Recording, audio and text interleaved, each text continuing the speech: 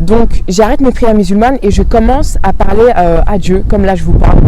Et j'expérimente vraiment quelque chose de nouveau. Enfin, je me dis, j'ai passé des années à prier et j'ai jamais ressenti ça.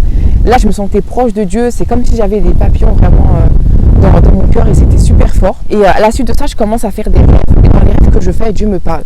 Il me dit, la mère de ta mère, elle va bientôt décéder. Donc, il faut qu'avec ta famille, vous partiez au Mali pour la voir. Donc là, on était au mois de mai environ.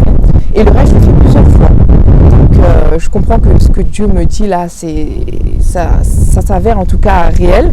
Et dans mon cœur, j'ai la conviction. Et je me souviens aussi, un autre jour, j'étais à l'université et je me dis, là, je vais passer par un autre chemin aujourd'hui, je ne sais pas pourquoi. Donc, je décide de passer par la rue de derrière.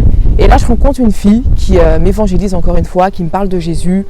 Et à partir au début, quand elle me parle, je ressens de l'agressivité dans mon cœur. J'ai envie vraiment de la rejeter.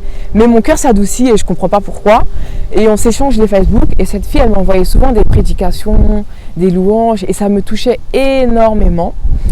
Et du coup, je pars en vacances au Mali au mois de juin 2019. Et quand je pars, je continue à lire la Bible, à lire le Coran. Et un jour, j'étais dans la chambre de ma grand-mère.